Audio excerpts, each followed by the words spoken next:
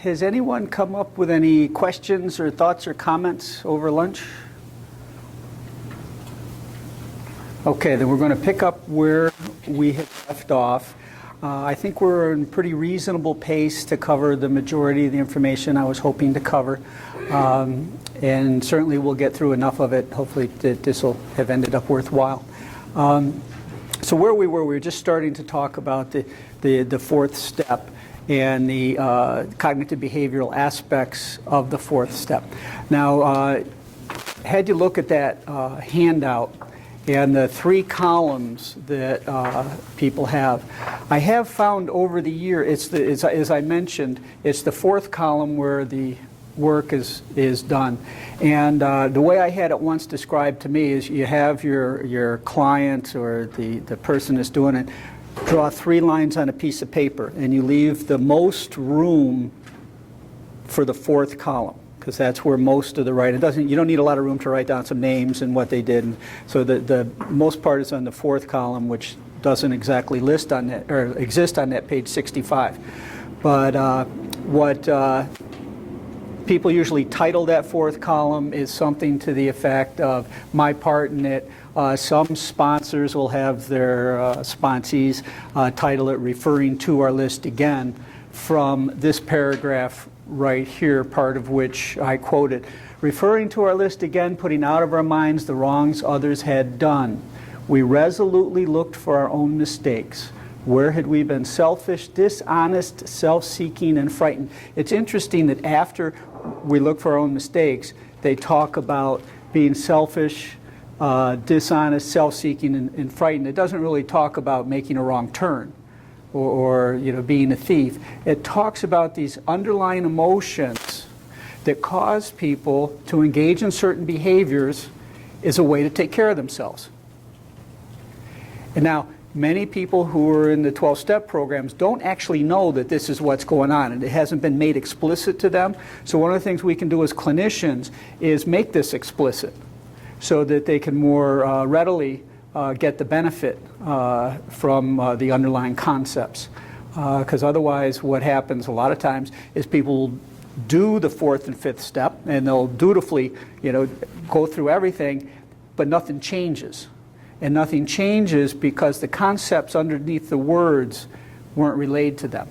Very understandably, this is sort of subtle stuff. And but that's one of the things that we can do is we can talk about, well, how does being dishonest lead to me eating a bag of donuts? How does being dishonest lead to me wanting to drink? How do these things, what is all that? How does this being frightened, how does that lead to me having a poor relationship with this person or that person or the other? And surprisingly, that's what's going on in the 12-step shtick, is they're actually working on these things in very direct ways. Though a situation had not been entirely our fault, ooh, typo, God. We tried to disregard the other person involved entirely. Where were we to blame? The inventory was ours, not the other man's. If this was written today, it would be the other person's. When we saw our faults, we listed them. We placed them before us in black and white. We admitted our wrongs honestly and were willing to set these matters straight. So now we've moved on from the emotional underpinnings to behavioral changes, a lot of this thing they call recovery is taking ownership for your own conduct, for your own well-being, rather than blaming what's going on in your life on someone else.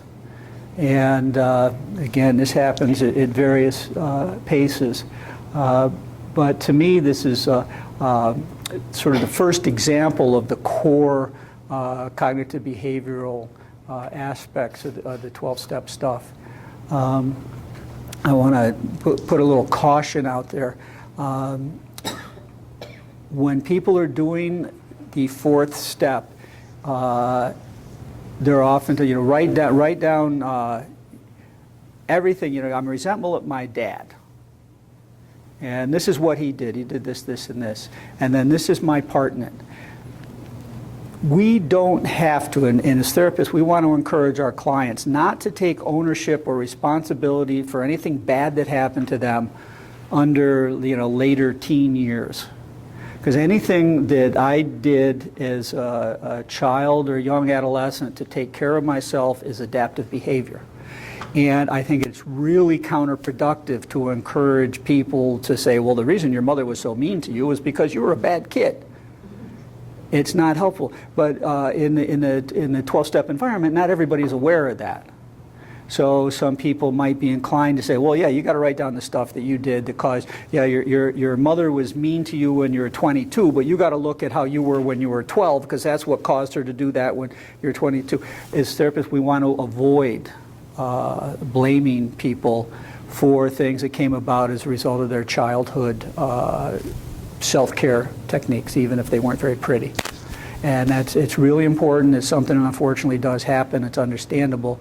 And it's really important. We're going to talk about some similar cautions as we get to other steps. Notice that the word fear is bracketed alongside the difficulties with Brown, Jones, the employer, and the wife. This short word somehow touches about every aspect of our lives. It was an evil and corroding thread. The fabric of our existence was shot through with it. It set in motion trains of circumstances which brought us misfortune we felt we didn't deserve. But did not we ourselves set the ball rolling? Sometimes we think fear ought to be classed with stealing. It seems to cause more trouble. To me, this is an important concept. Okay, it's a feeling. Therefore, we can't decide whether to have it or not. But once again, as clinicians, I think that one of the things we can do for our clients is help them to become more aware and skillful in regards to what's going on in their life, so that they experience fear more often when it's helpful and in the right amounts, rather than experience when it's unhelpful or in the wrong amounts. I often tell people my bus story. As you can tell, I have a lot of stories. So the bus story has to do with fear. Now, right out here, we have a bus station. Green Street's one way, it runs that way. So if you're standing out there on Green Street, and for some reason you're standing in the street, and you look to your left, and there's a bus coming, and it's doing about 30 miles an hour, and it's about 30 feet away, it's a good idea to get scared and get the hell out of the street, or you will die. So fear will keep us alive. All of our feelings are beneficial when they come at the right times and in the right quantities.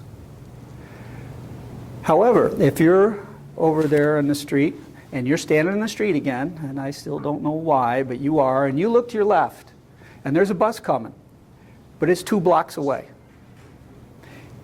It's a good idea to step up on the curb. So there's an action, you're getting information, there's an action that you need to take. You need to step up on the curb. When you're up on the curb, you're safe from the bus. Many people in that circumstances will have a bit of a fear, so I got to get on the street. Now, nobody's holding you there, so there's you don't have to fight off any other variables. There's getting information, there's an action I need to take, I'm okay. It's not beneficial at all to experience fear in that circumstance. Now, finally, you're standing out there in the street again. I don't know why you're standing in the street. We could talk about that. But you're standing in the street, and you look to your left, and out of the corner of your eye, you catch a billboard picture of a bus, have a startled response. That is not helpful at all. But a lot of people, that'll happen. And what's going on is it's a misinterpretation, it's a misunderstanding, it's a miscommunication of data coming in. Very often informed by an earlier life experience. So what we're doing as clinicians, and what happens in 12-step settings, in 12-step settings it happens more implicitly, generally, than in our offices. But a lot of the way I think what I'm trying to do with my clients is help them become more competent at identifying what's going on in their life, be able to notice when they're experiencing fear in real time. not later that day or the next day after they've had some sort of fear-based explosion or some traumatic response. But so they notice in real time what's going on. Is there a threat? Is there an action I need to take? Or am I responding to something that I'm not really aware of? And so a lot of what goes on in those rooms is the sort of the ongoing evolution of people acquiring more awareness of what was actually going on in their life versus the story they always told themselves about what was going on in their life. So that's how I think of this corroding thread. It comes about, and a lot of us, we've been taught this. We have been taught to live in the future and to be driven by fear. And I have a place to talk about it later, but I'm going to talk about it now because it's got my attention. So I said the three things that I work on is learn to live in the present, bring your life into your conscious awareness, and stop leading the fear-based life. But how we're raised is, if you don't study hard, you're not going to get into college. You know? If you don't work hard, you're never going to get a good job. You know, if you don't get the right girlfriend, boyfriend, job, car, degree, you're not going to be okay. So somewhere between we're still in the bassinet and college age, we develop the tendency to be living in the future and having our well-being be conditional. When I get the car, then I'll be happy. When I get the A, then I'll be happy. When I get the degree, then my life starts. When I move to Ithaca, then my life starts. When I move out of Ithaca, then my life starts. But if your well-being or your happiness, your okayness, well, most fundamentally, if your okayness is in the future and is conditional, that leaves you with the chronic, generally unconscious, sometimes conscious internal dialogue, self-talk of, I'm not okay. Because it's unconscious, we don't really know what's happening. Sometimes it'll surface, oh God, I'm stressed. Oh, that's a good reason to have a drink. Consciously or unconsciously, is that we reach for this thing that gets rid of this, oh my God, I'm never going to be okay. And it develops over years, and it is profoundly impactful on us all. So what do we do when we go, you know, when I graduate, then we redouble our efforts at studying. We totally stress out about exams or about papers, and to take care of ourselves, or whatever, without any awareness that this is what's going on. So ultimately what we have to do, we put down the substances and the behaviors, then we have to become more skillful at being present. We have to become more competent at being able to notice, what am I living in the story of my life, or the wreckage of the future? You know, what am I living in the story, and when am I actually living my life? Most of us are so habituated to not being present that we have no idea we're not present. At least my take on it. Now you do this stuff, you do the 12-step stuff, they attend to that. Again, mostly implicitly rather than explicitly. You don't particularly hear this type of conversation in meetings all that much. How many people were raised Catholic? Oh, sound like confession? This is a problem for a lot of people. Admit it to God, to ourselves, and to another human being the exact nature of our wrongs. I mean, that can be difficult for people. Yeah. Sorry. Yeah. I'll give you dispensation. Yeah. Well, you know, that's a perfect example of where all this stuff comes from. You know, they say there would be no AA if it weren't for the CIA, the Catholic Irish alcoholic. Yeah. But that's whether it's whether it's the Baptists or the Catholics. I mean, there's no one unhappier than a hungover Baptist in church on Sunday. Everybody else is going to heaven. I'm going to hell, and I don't know how to do it differently. You know? So. My sympathy to all the recovering Catholics. The one thing, so for those of you who don't know, Catholics go to confession. They go to confession on Saturday, they go to communion on Sunday, and all their sins are forgiven. I'm not intimately familiar with all this, but I know something about it. I actually had a priest for a client once, and he corrected me when I told him this story. So it's not actually right, but I still tell it. Because who knows? I mean, only the Catholics in here would really know, and that's only if they were paying attention. You go to confession, the original intention of confession was for you to get over your shame and your guilt. Get over two feelings that were causing suffering. So the actual idea was you go and you confess your sins, and basically you would be cleansed. You would be forgiven. Now that is a key part of this whole fourth and fifth step thing. I'm going to have to go back to that in a minute. But when we're doing this reporting to God, ourselves, and another human being, what's going on, I think, is closer to what the original idea of confession was, which was to be freed from these negative feelings. Maybe with the thoughts also, I'm going to hell. I mean, that's a problem. I think that sort of got switched from ameliorating the feelings to threatening you with hell, which I don't think was the original intention. But I think what happened over a couple thousand years is this whole confession thing became ritualized and became a ritual. People went, so they were good boys and girls, and so they get brownie points and go to heaven, rather than the actual emotional shift that one would hope for. I think that these early AA members intuitively, I don't believe explicitly, I think they intuitively realized the value of that, and were probably doing something that was more along the lines of the original idea than what's evolved over the past couple thousand years.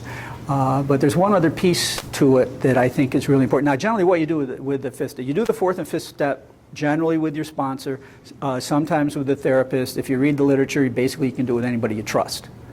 And it's really cautioned that you choose somebody that you trust. So you want to trust two things. One is their intention to not repeat anything you've told them. And the other is their competence or ability to not give you bad advice. That can be a little harder to figure out and discern. Sometimes you don't learn that one until after you've done your fifth step, and it might have been damaging. But on average, this is a helpful tool for many, many people. So ideally what happens is you hang out in some meetings for a while, you get a sponsor, that's somebody that's been around for a while and has some experience with doing the steps, and they lead you through the fourth step. They might take you back all the way to the first and say, do a written first step, and then they'll tell you you have to work the second and third step, which will make you crazy because you don't like the God stuff and you don't know how do you do it anyhow. That's where I kick in the hope, hopeless to hope, and the faith in the footwork. Then you do the fourth step, and ideally a sponsor will have you lay out the 3 lines, the 4 columns, rather than only 3. I have seen plenty of people do a fourth step that only has 3 columns, and it is just plain not helpful, with one caveat. Just the fact of doing it is helpful, even if you don't actually get to where the learning happens, the 4th column, because there's a tendency or a proof of willingness and desire to change. And so doing all that, even if you're not really doing it as effectively as you might, can be helpful, but not nearly as helpful as you might want. I distracted myself from the 4th step a minute ago, and I want to talk about, so referring to our list again, with the 4th column, you write, how did I contribute to the problem? Well, my contribution to this problem, Mr. Brown, is, well, quite honestly, I probably shouldn't be having an affair with somebody. That's contributed to that. My wife is interested in Mr. Brown. Well, maybe that's because I've been a drunken slob and I've been cheating on her, and she hasn't been getting her needs met for 5 or 6 years. And maybe if I changed that and got into couples counseling and healed some of this damage, we could have a loving, intimate relationship again. Same with the employer. He's mad at me for drinking and padding my expenses. Well, if I'm drinking, whether I'm showing up intoxicated or simply hungover, I am not giving my employer his or her full value for their money. So one of the things that in It's like, oh, if I have a job, I ought to show up. If I am in relationship with somebody and I'm in a committed relationship, it would be a good idea for me to conduct myself with integrity. If I don't, I'm going to have shame and guilt and anxiety. If I have shame and guilt and anxiety, I'm probably going to use again, but also I will have less than optimal relationships. So this whole fourth and fifth step thing is really profound in that. And what it leads to, along with those insights, so we got the new cognitions, we got the learning that's going on there, but we also have a shift in feelings. Because when I started this thing with Mr. Brown, he was the jerk, I was the victim. Oh, I start seeing, oh, I contributed to the problem in this, and this way. It, once again, implicitly encourages me to become less resentful and more forgiving of him, and then, in turn, of myself. Now, half the clients that I get blame everybody else for their life. The other half blame themselves for everything. Neither is accurate. So part of this process and part of what we're working on is helping people see things more accurately and often more objectively accurately. Sometimes it's still fairly subjective. But the purpose of that, along with changing the behaviors as a result of the new cognitions, is to shift the feelings from anger and resentment to forgiveness. Forgiveness of others, forgiveness of yourself, forgiveness of yourself, forgiveness of others. Now, a caveat that goes with this, particularly for women, is many women who end up in 12-step recovery programs have been abused. The statistic for women that have been sexually abused is girls and young women that end up alcoholic and end up in recovery is profound. I usually hear around 70%. I recently heard as high as 90%. I don't really know if it's really high. Now, when people have been abused, and you're doing this touchy-feely stuff where you're trying to gain more self-awareness and shift feelings and go for forgiveness, I am not interested in encouraging people to prematurely forgive people before they're safe. And it's really important because there's a lot of people that come into recovery that are in dysfunctional relationships, that are in abusive relationships, that have maybe a fair amount of their own life history of which they are unaware. So I think it's a good idea for us as clinicians to hold people in a safe way and not try and encourage them to take responsibility for things that they're not, or to clean up some mess that is just as well left for a while before it can be cleaned up without doing secondary damage. And so that's something to just be conscious of. But on the whole, what we're after is the idea of forgiveness, not to forgive a perp for the perp's sake, but so that I am not suffering from the consequences of my being resentful. And because what we're after is the alleviation of suffering of each different variety. And as long as I'm angry, as long as I'm resentful, as long as I'm anxious, as long as I'm fearful, I'm suffering. So there's a lot of different changes that need to go. Yeah? Where would you say that in the steps that forgiveness piece rests? Because I think sometimes when I'm talking to people who are working the steps, they know that forgiveness is a part of it, but they kind of don't know where that is and like how to do the forgiveness part. I think that's a great question, and you get the accountant's answer to that question. And the accountant's answer is always, it depends. Okay. I think it's talked about most explicitly in the fourth and in the ninth step, or eighth and ninth step. The eighth step is when you made a list of all the persons you had harmed and became willing to make amends to them all. And the ninth step is when you made such amends wherever possible, except when to do so would injure them or others. But this is very explicitly when I say be cautious and don't jump in too quickly with the ninth step.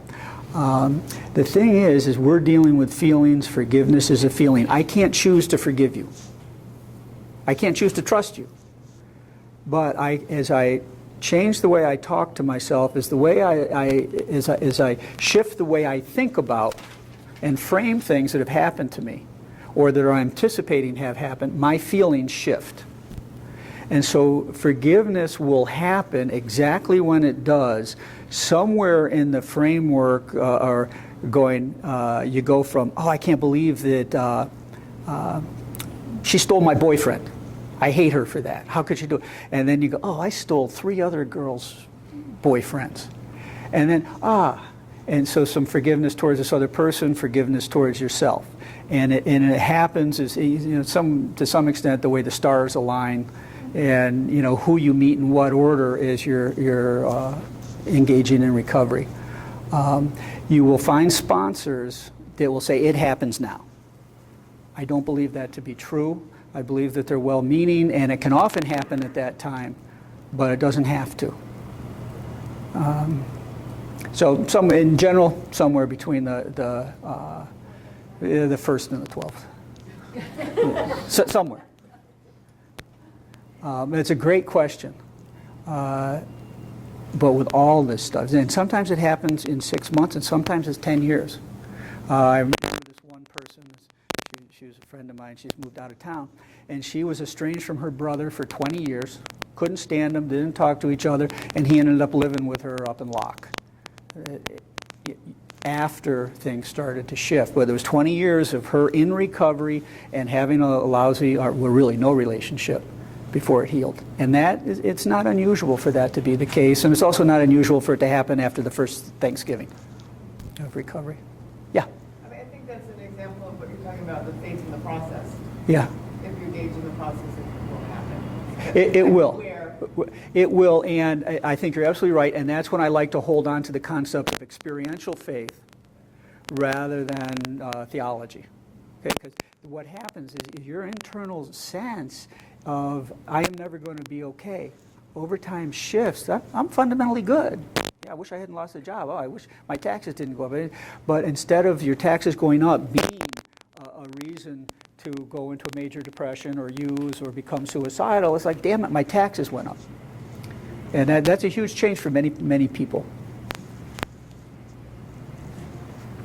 So back to the 5th step. More than a confession. And I've got written down here the exact nature of our wrongs. What the heck does that mean? Well, this is something that to me is interesting, and something that I think most people in 12-step programs don't really articulate clearly, although I think it's implicit in the statement. Again, I have a story. There was this man that he got into recovery at a really early age. He was 26. He was a drug addict and alcoholic. This was in L.A. And he was illiterate and very troubled, had an extremely abusive father.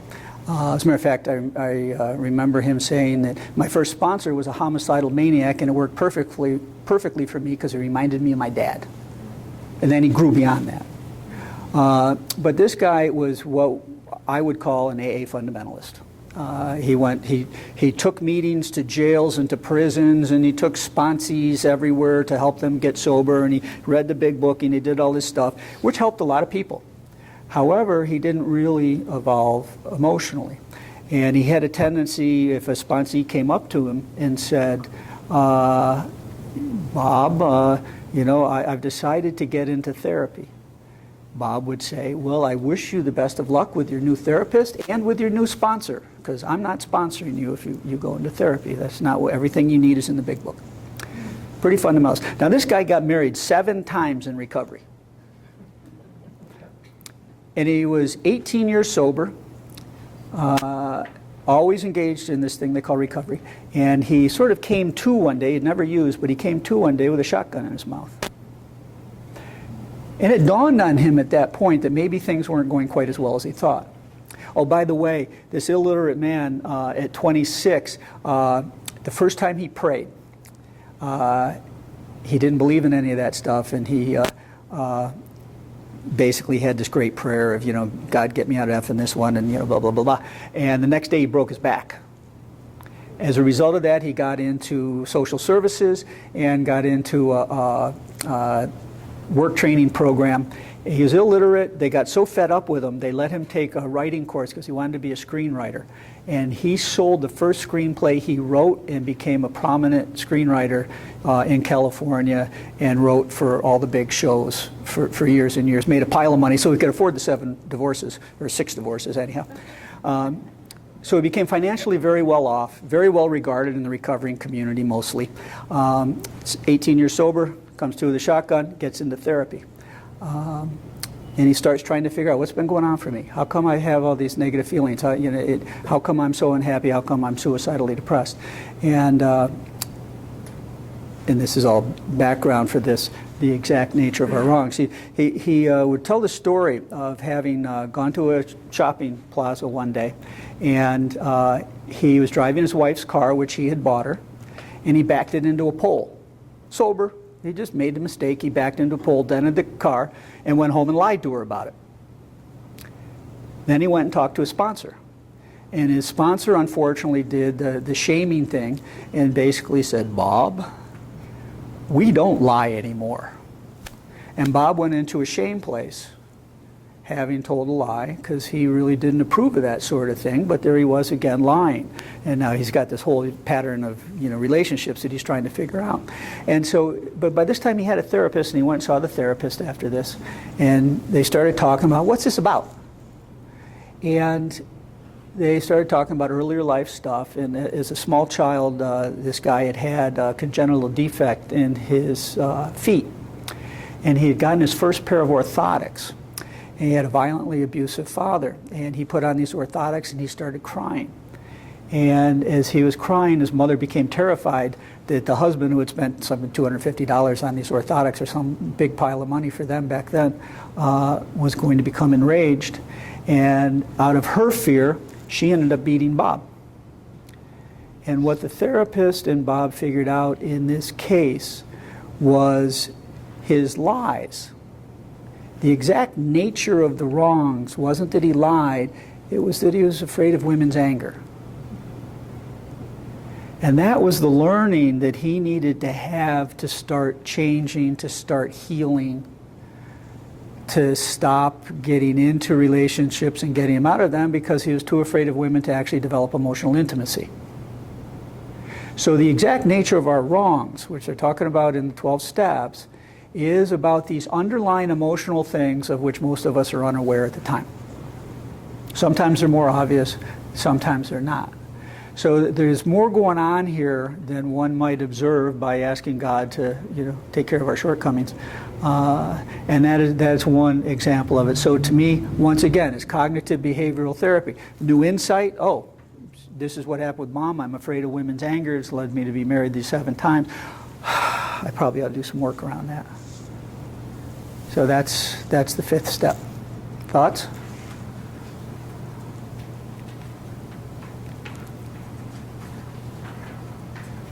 For those of us with God issues, this is a great one. We're entirely ready to have God remove all these. Just one comment about the 5th step. Somebody told me at one time if we concentrate all on the wrong, then we become shame-based because of that. And he mentioned and suggested what are the positives about it. It's a great comment. Thank you. Yeah, that's a great idea. So and sponsors will often do this. When you're working on your 4th step, list your positive things too. When you're doing the 5th step, talk about what about you is good. And I think it's really important. So thank you. Yeah, Tommy? I didn't hear the great comment from Ron. What Ron mentioned was pointed out to him was that it's a really good idea when doing these steps to not just write down the negatives, but also the positives, my strengths, and to one, because it's more accurate, and 2, because it helps avoid the shame that really has to be resolved. Many addicts die simply because of their shame. They just can't open up to what they need to because they just, the guilt's about, feeling bad about it, something you've done, and shame is inherently not good enough. And a lot of addicts end up addicts because of that. Thanks, Ron. So we're entirely ready to have God remove all these defects of character. A little more history. When the Big Book was written, 1938, 1939, this was all new. Bill and Bob had both gotten sober in 1935, so nobody had more than 3 years or so when they were getting on this. And so when they wrote the book, the 6th step and the 7th step each got 1 paragraph in the Big Book. 2 if you count the 7th step prayer.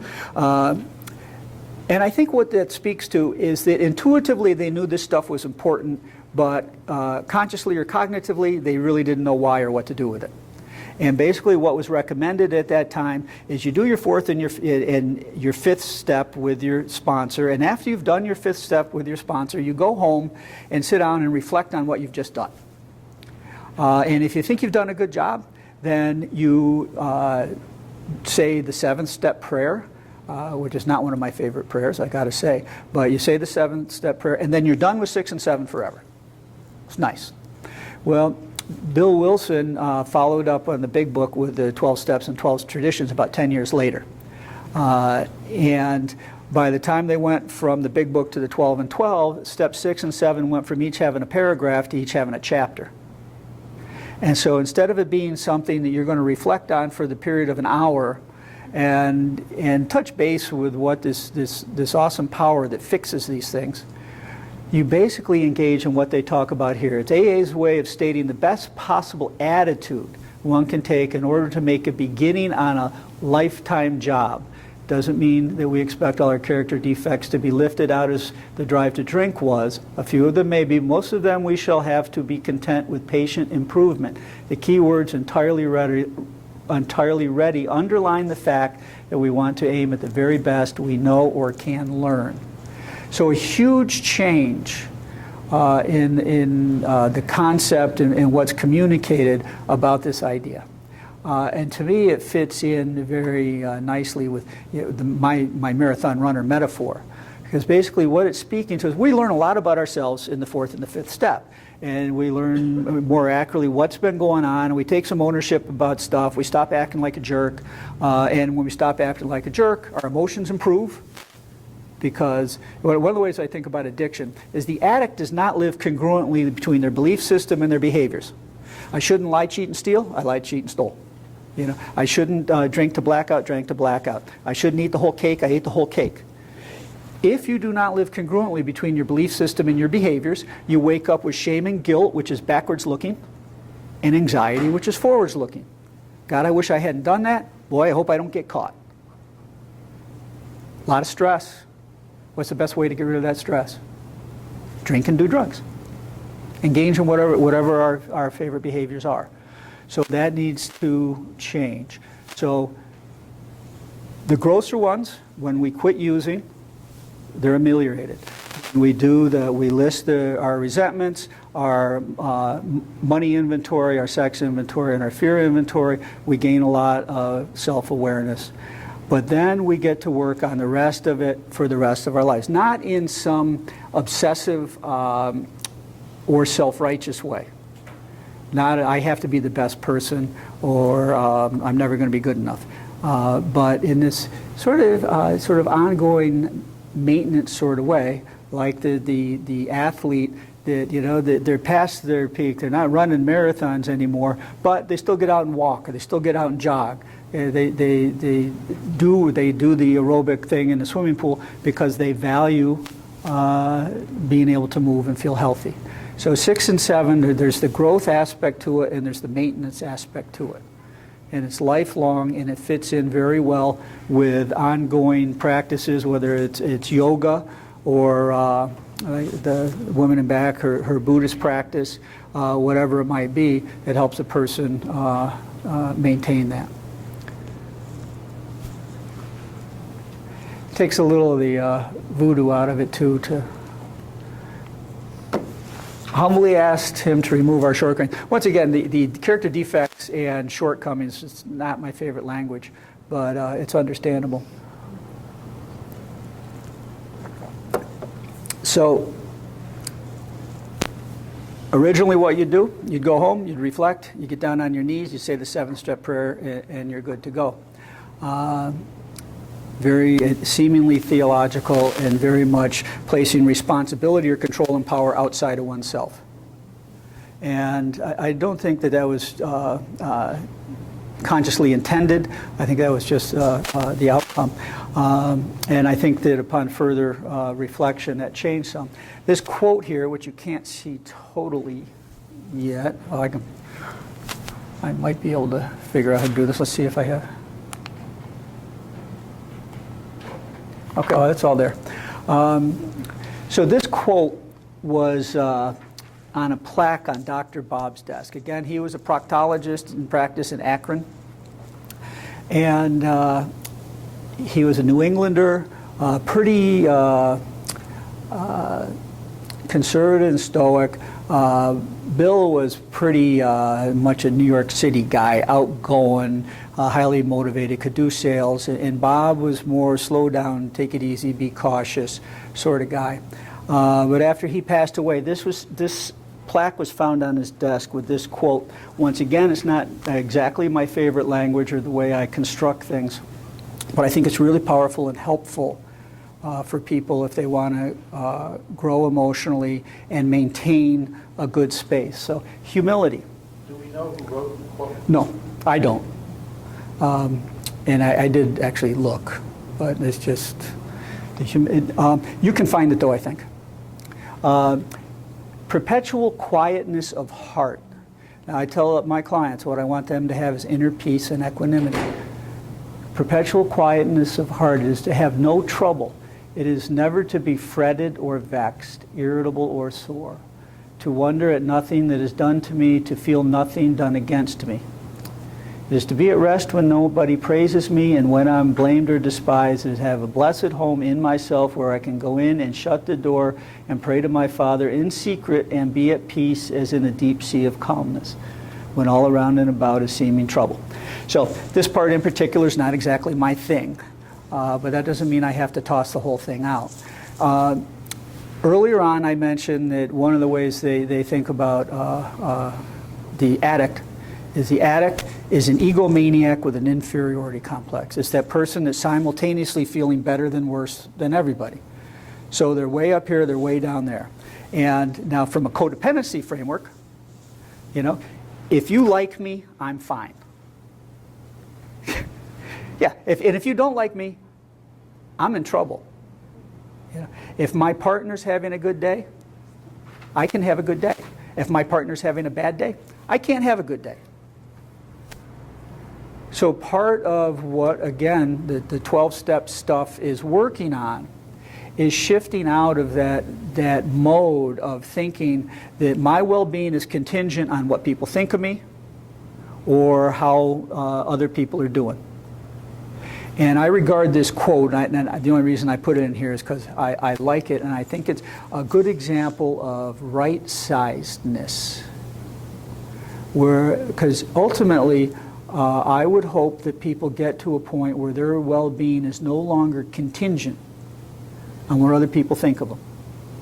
Now, as I say that, I am not advocating that people live in a state of denial and they conduct themselves in all sorts of outrageous ways and, I say, sort of screw you to everybody else.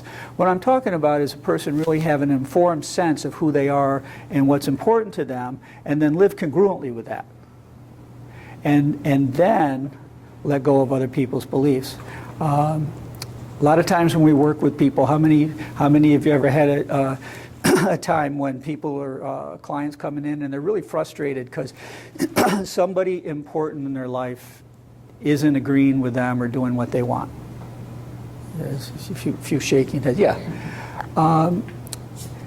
Most of us don't know the difference between, for me, when I'm living my truth and when I'm trying to get other people to understand or agree with me.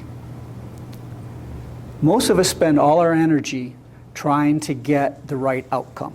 Now, I used to be in sales in my earlier life, so I know about trying to get the right outcome. I know about closing a sale and getting a good check. Over time, I've learned that you really can't make somebody buy something, whether it's a client or a customer. What you can do is have a good product, sell it at a reasonable price, deliver on time. You can show up looking decent and being aware of what your customers' needs are and try and address them. But that person is either going to buy or not buy based on what I presented and other information.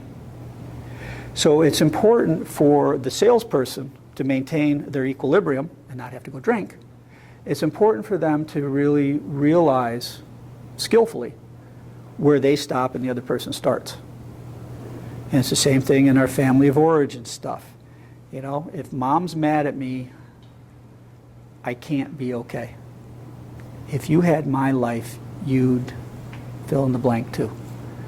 So what it's about is becoming more competent once again, and this time learning how to live what my truth is and let go of trying to, very politely, manipulate everybody else into agreeing with me or doing what I want. And this is a confusing thing for most of us. And when we're doing couples counseling, it can be a really interesting thing as we try and help people figure out, what do I believe and what are the implications of that? Versus, what should I believe? And what are the implications of that? Most of us have a hard time telling the difference between what I should like and what I do like, what I should need and what I do need. As people proceed along in the 12-step format, oftentimes they'll become more and more aware of what's actually their truth versus the story they always told themselves. An example I sometimes use of this is the person who, from an early age, wanted to be financially successful and get the things that go along with that. So you get the nice car and the nice house and the country club membership and good regard in the community, and you're on various boards and this and that. And you're at the country club and feeling hollow, feeling like, I don't really belong. And as it turns out, they don't like the country club. But they never knew that because they always knew they should, and they should like it.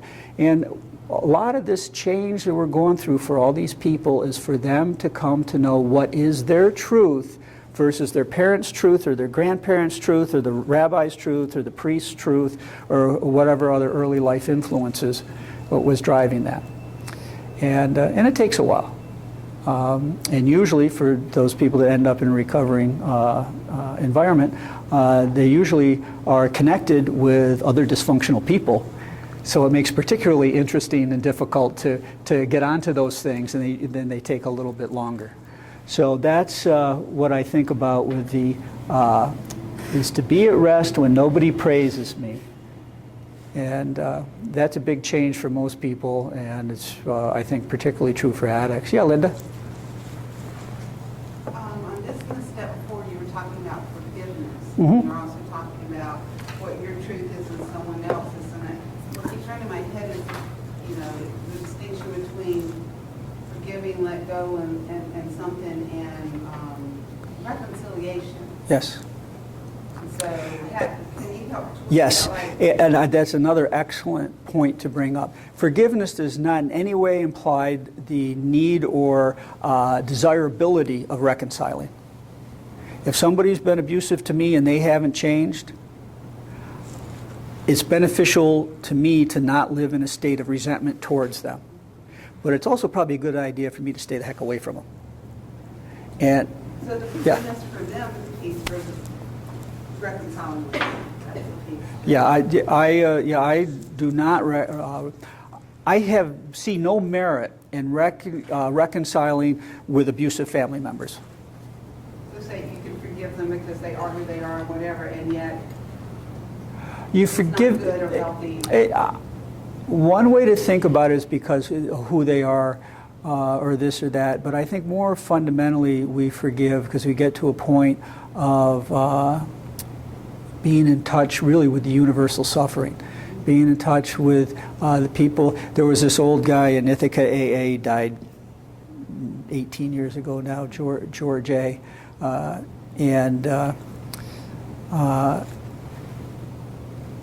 One of the things that he would talk about with, I'm losing my train of thought, Go back, what was your question? Where were we? Well, forgiving people Yeah. that perhaps harmed you, and Right. sort of letting go of that for yourself, but then somehow having that coupled with, and then I gotta like them and get along with them now. Yeah. What I would say is no. Do not reconcile with anyone that treats you poorly. I don't hang out with people that are mean to me or often inconsiderate. I don't need to anymore. Basically, the saying with that is you don't go to the hardware store for a loaf of bread yet. And if a person doesn't have the capacity to meet my needs, it's really a good idea for me to recognize that and let go of trying to get filled up there rather than insisting that they be different or desperately wishing that they would be different. I have to let go of that also. Or I suffer, not to be morally more correct, but simply so I don't suffer. Tommy? To me, is a slippery slope as far as I'm concerned about for the folks that I said, a reconciliation with themselves. And based on the not forgiving folks that have done them wrong, they tend to imprison themselves. So how do they become free? Could you say that again? I didn't catch it all. Say it again. Yes, I'm concerned about the people that I have the privilege to provide service to, that in the context of forgiveness, when they don't forgive others, I'm not referring to reconciliation with All right. but reconciliation for self, that they become prisoners within themselves. I think you're absolutely right. That's really what we're talking about when we're advocating forgiveness. What's the saying? If a person seeks revenge, they should dig 2 graves. Now, what's the line about resentments? Having a resentment is like drinking poison and hoping the other person dies. Yeah, and it's true. So we don't forgive for their sake. We don't say that behavior was actually okay. What we do is say, I am letting go of this. I am no longer living in that story. And basically, I wish you well. There's a type of meditation called metta meditation, which translates to loving kindness meditation. And what it advocates, although there's many different particular texts, but a very simple one is, may you have happiness and the causes of happiness. May all beings have happiness and the causes of happiness. May all beings have inner peace and the causes of inner peace. Now, Jack Kornfield, who's a Buddhist teacher, very well known, and also a psychologist, he made some changes to that and basically would have you start out by offering loving kindness to people that you're connected with and feel good about, then neutral people, then mildly negative people, then people that you really have trouble with. And that can be helpful, but I think it's a lot more difficult. It's much more difficult to just wish loving kindness to that SOB that did that thing to me. So, may all beings have happiness. May all beings have the causes of happiness. We get free. Yeah.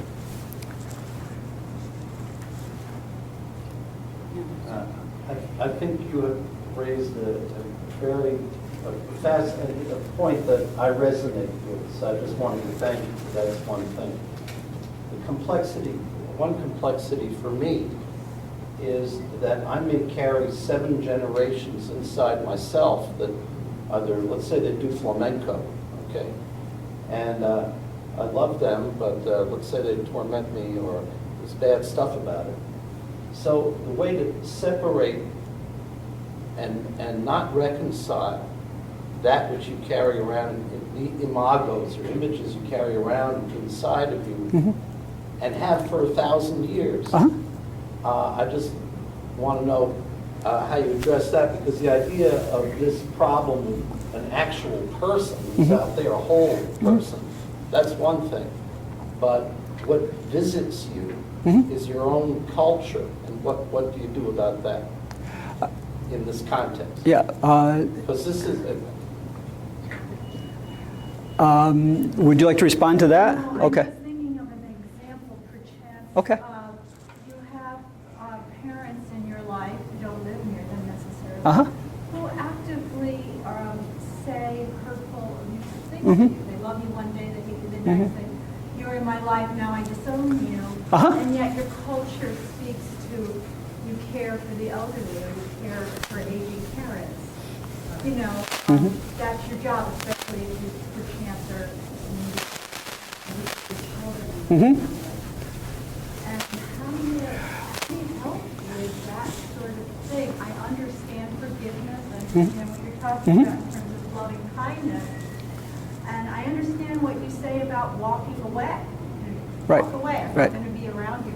But yet there's this other very critical reality. Let me see if I can keep track of some of the various things we've talked about.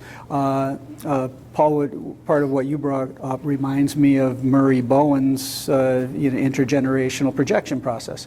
And it's cultural and it's also within the family. And it speaks exactly to the family disease of addiction. It's fairly rare that somebody shows up in recovery and you find that there was no other addiction in their family. It's much more common that there was some on one side or the other, and sometimes it's rampant. And for that to change, you have to make a major intervention. Doing the 12-step shtick for 30 or 40 years is a major intervention. And that's what you do. You work on this stuff and you become more conscious of when great-granddad's voice is coming out of you or out of somebody else, and you more consciously are able to adjust the sails, to notice, rather than going on basically unconsciously influenced by those around us. So there's a huge effort in increasing consciousness and self-awareness, and it takes years, sometimes decades. And we're not trying to eradicate cultural differences, but what we're trying to do is take the good and let go of the not so good. Moving on to this young woman's questions about taking care of parents. Culturally, we are supposed to take care of our parents. And then what does that mean? Well, for some people, it's I'm going to try to meet their emotional needs, which is absolutely impossible. Some, it's I'm going to meet their physical, medical needs or something like that. So what it comes down to is establishing my boundaries and maintaining my boundaries.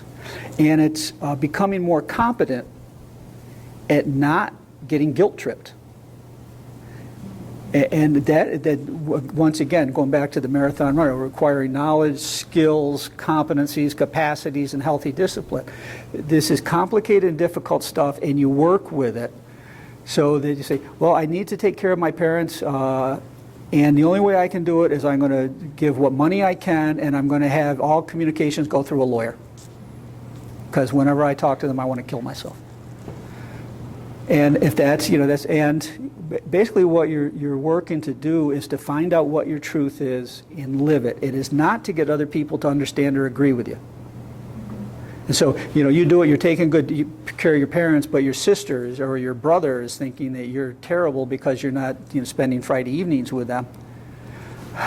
What you want to do is let go of trying to convince your sister or your brother that what you're doing is correct, and you have really what amounts to the courage of your convictions. You have inner peace around the decisions that you've made.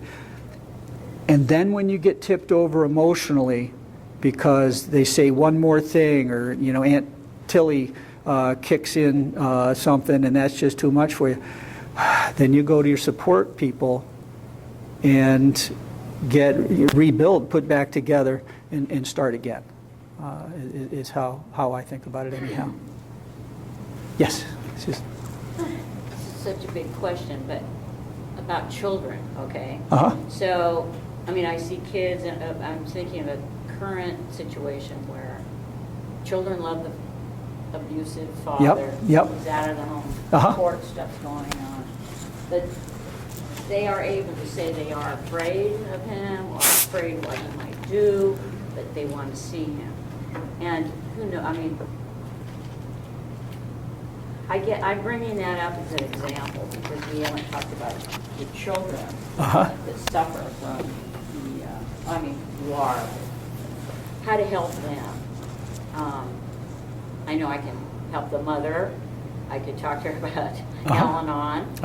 I don't know how much help Al-Anon is to families that don't understand alcoholism. Uh-huh. So it sounds complicated, especially when, let's say, the wife is working and taking care of the kids and has been through a terrible situation. There's so that's just one example, but it's on my mind. Well, So- that makes sense. It would be on your mind. To me, this is incredibly poignant and important stuff. Yeah.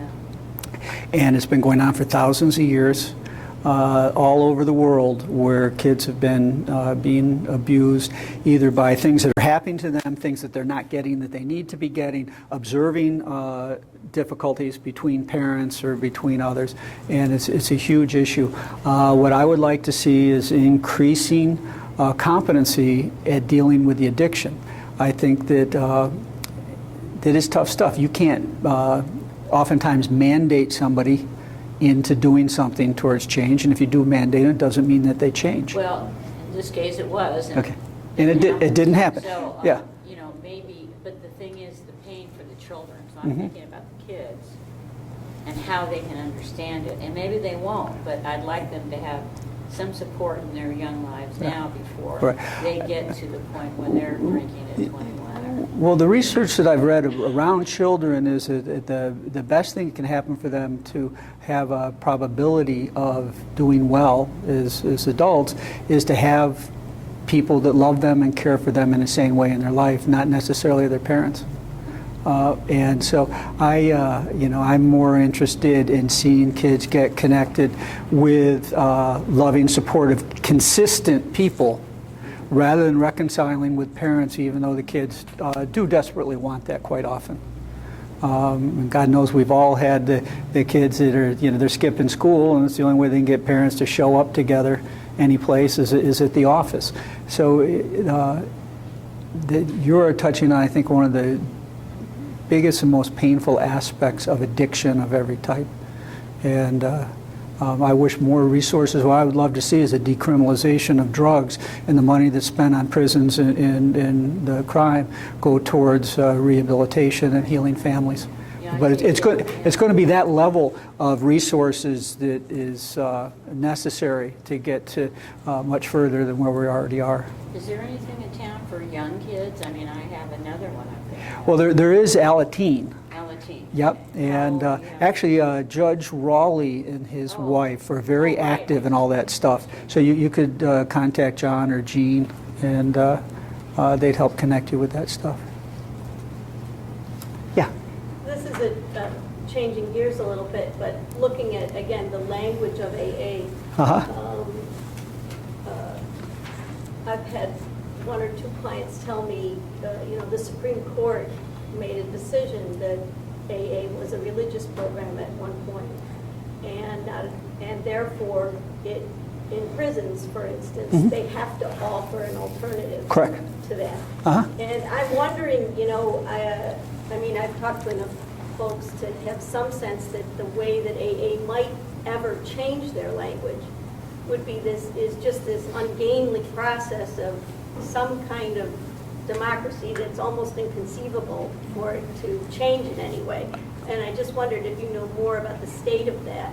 And for instance, what they're doing with it in some other countries even, how it's working. For instance, I do know that if you want to, I've used some of the World Service literature, for Uh-huh. instance, AA for Atheists. You can get a pamphlet on AA for Atheists, Uh-huh. and you can use it with people, and it's quite effective Uh-huh. for them as part of what you might do to Mhm. help them with the whole difficulty.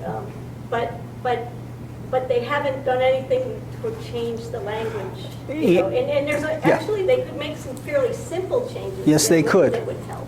Yes, they could, and I would be generally for it. And I'd like the language to be different, but the price for that would be changing the way that AA's governance happens. And so you have to weigh which is more important, the nature of the governance and the tendency towards equilibrium or stasis versus being more progressive, shall we say, and moving more into a purposefully therapeutic realm. One of the things that AA did early on, and we'll get to the traditions, I think, is they very specifically said, we're not going to talk about controversial topics, and they're going to be, way democratic, and basically, you don't run for office in AA. You basically, if you don't show up for a meeting, they appoint you because you weren't there, and it helps keeping the power drivers like Bill Wilson from making all sorts of changes. And it does sometimes, I think it can be pretty awkward at times. What I do with clients is I refer them to non-12-step approved literature. There's AA that 12 steps have been written for women, for atheists and this and that, and I find that one of the ones that I like the best is a guy named Kevin Griffin, who's a Buddhist, so I like that. His first book was titled One Breath at a Time, and is basically his story that led him into addiction and then back out of it. He was actually a Buddhist before he got sober. He'd go on a 3-month retreat, then a 3-month bender, and he couldn't figure out why his life wasn't working. So he does a nice job of talking about 12-step stuff from a non-anthropomorphic higher power type thing. And basically, his second book called A Burning Desire speaks to using the concept of karma and Buddhist teachings as a higher power rather than, once again, the more anthropomorphic. So that's one of my favorites. But I encourage any sort of shift. I've had a lot of people that had no exposure to either 12-step stuff or Buddhism like the Kevin Griffin stuff a lot more than the big book or the Overeaters Anonymous or Narcotics Anonymous book. And have you, secular order of sobriety has not seemed to take off well enough to have enough meetings to be, it used to be here, but I don't know if it is anymore, actually. I think it's not. Right. To have really taken hold anywhere. Right. Yeah, and it is in Rochester? yeah, there's the secular order for sobriety, and there's also moderation management, which has its place. I don't think it's helpful for people who are truly addicted, but it's often part of the path that people will follow. Are you people familiar with SOS or moderation management? Secular Organization of Sobriety is a group that got started, must be 30 years ago now, that was trying to deal, sort of having the support groups, the whole fellowship thing, but without the God stuff. And it doesn't seem to have really gained traction. And the other, moderation management, was founded by a woman, a therapist who had a history of drinking problems, and she wrote the book, and she got the organization started, and she was on Oprah and did all these great things, and then unfortunately she killed 2 people in a drunk driving accident. It seems to have a poetic content, and I'm just wondering if the secular thing, how come it didn't take traction? And I'm just wondering if what you think, because I'm glad that you raised that, because I heard of a client recently who won't go to AA, and I'm trying to figure out my sense of why it also fits in with why oftentimes groups in outpatient settings are not as effective as they might be. SOS, when it started, didn't have a foundation of a few hundred really sober, emotionally balanced people to really get it going. Just like at outpatient groups, if you start a group with 10 people and you start all 10 of them on the same day and all 9 out of 10 of them are mandated, the negativity in that group overwhelms the therapist or the positive that can go. There's no knowledge being passed on because the negative energy is just too much in the negative concepts. Similarly, I think that happened with SOS. They couldn't just gain what they need. Now, it wouldn't surprise me if there were some cities where there's some solid SOS. I just don't happen to know of it. But it would make sense that would be helpful. The Buddhists have, they talk about the Dharma and the Sangha, the teachings and the community. The 12-step people have the program and the fellowship. Same thing, 2,500 years differently. But it's really important to have the intellectual stuff that leads to the cognitions and the insights, and then the equivalent of your running group that's going to give you the support and the pointers to keep on track. And my view is that the SOS people just didn't have that, at least in this community, and it hasn't been enough to really, for it to gain momentum. Because I always stand up for poetry, you know, and you're reading this, I'm thinking of If by Rudyard Kipling. He says the same thing. If you can keep your head while all about you are losing theirs and blaming it on you. There's a whole thing that Victorian times children, you know, would memorize. Mm-hmm. And some prayers are thousands of years old, and people they have a very, very profound effect on sure. them. So I'm just wondering. Yeah, that's my guess at it. What else? Yeah, Ron.